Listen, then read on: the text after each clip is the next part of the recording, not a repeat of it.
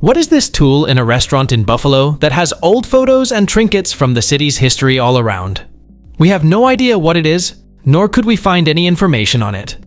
It's cast iron, and it has E.W. Spaulding Buffalo, New York patent pending on it. It seems to be a puller or something of the sort, with 2 clamps attached by roller chain to 2 handles. It measures approximately 11.5 inches tall. My family all wondered what it is, other than a conversation piece. Any ideas? It's an early 20th century cast iron automotive battery terminal puller, used for safely removing battery terminals from a car battery's posts without damaging the terminals or battery. These tools were common in the early to mid-20th century, when car batteries had lead posts and metal clamps prone to corrosion. The arms hook underneath the terminal, and this lifts off tight or corroded clamps without prying, which can damage components. What is this tool I purchased at an auction years ago? Both sides look about the same, and it must be a woodworking tool. It has 2 cutters, 2 adjustable guides, and it seems like it has been broken and repaired both sides. I would like to know the trade and age of this tool. Any ideas?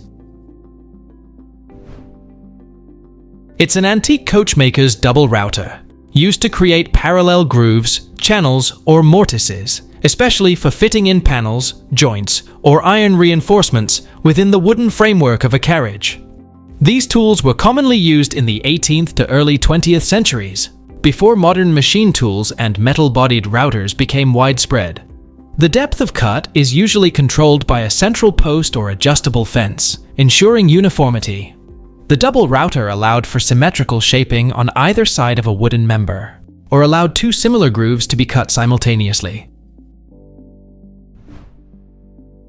What is this item found at my local recycling center, where I work for scrap metal? I'd love to clean it up and restore it.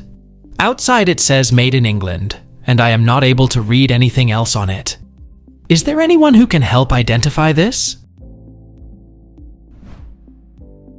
It's a 1920s Rolls razor. If you remove the leather side and take the handle out, you can pull up the loop handle and sharpen the razor by dragging the mechanism back and forth. Then you swing the blade up, remove it by turning it 90 degrees, and lifting. You then slide it into the open end of the handle and tighten by turning the other end. You can use it either way, as the guard will swing to keep you from slicing huge chunks of your face off. Since the blade isn't a replaceable thing, but resharpenable, you can use it for years.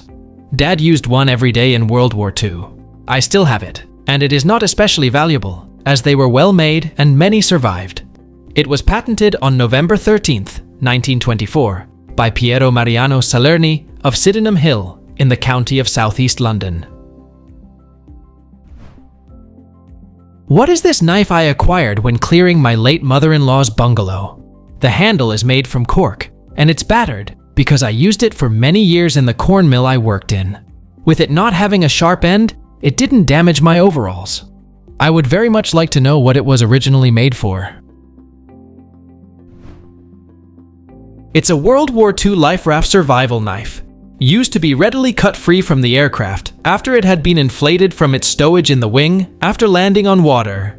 It's sharpened only on the inside of the curve, and the holes are apparently just to lighten it, so that it will float, which explains the cork handle. It seems to be both American and British. What is this thing posted on a Facebook group? No one in the comments has a definitive answer. It's made of cast iron, and it sits flat on the ground. So far, the guesses are boot scraper, tire buster, wood splitter, a toaster, and a doorstop. Can anyone help with identifying what it is? It's a sad iron stand, used to heat up the sad irons that homemakers of the 19th century used on wash day to iron their family's clothing. They placed the stand on a kitchen stove or potbelly stove and leaned the irons against them to absorb the heat from the firebox in order to flatten their linens with the hot irons. What is this pendant type thing on a badge? I recently acquired this as a family heirloom, but so far I haven't been able to identify what it is, apart from being Cool! It is 13 centimeters long and 1.5 centimeters in diameter, and looks to me like brass. It is on a chain with a badge, but I am curious about what this metal thing is. I have no idea what it's for unless it's just for decoration, but it really fascinates me. From what I searched, the badge is probably a military badge, probably around the 19th century to pre-World War II. Any help is very welcome. It's a French military brass quilla, traditionally given to someone on their retirement from the 3rd Engineer Regiment, similar to an American soldier being a short timer. It's a celebratory moment, often marked by a party where the quilla object, traditionally a carved skittle, is passed on to the next person nearing the end of their service. It signifies the end of one's military obligation and the anticipation of returning to civilian life. The term quilla can also refer to a skittle in the game of bowling, a keel of a ship, or even a leg, but in the military context, it specifically means the end of service. What is this old Siemens metal container, found in an old house from the 60s in Eastern Europe? It's empty inside, roughly half a meter tall, white ceramic cover, no electronic parts, and it's heavy around 10 to 20 kilograms. It has no stickers or marks anywhere, only the Siemens logo, and there is a movable air regulator next to the handle. Any ideas about what this could be? It's a 1940s electric oven from an old Siemens electric cooking range. The ESC logo below is of the Czechoslovak Certification Authority for Electric Appliances. What is this contraption? It looks to me like a pole with a 7-Eleven cup on one end.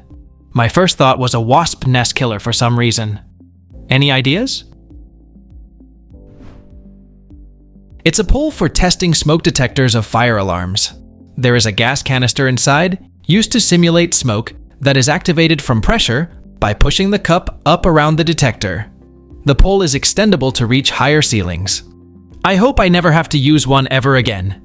You know how many smoke detectors you can test working full-time as an inspector in 5 years? What is this antique tool? It seems very old, made of wood and metal, with no maker's mark visible. The metal piece surrounding the blade is hinged, and the blade's tip does not have a point. I don't have an exact measurement, but it's fairly small and fits nicely into your hand. It kind of looks like a leather working tool. Any ideas? Please let us know down in the comments.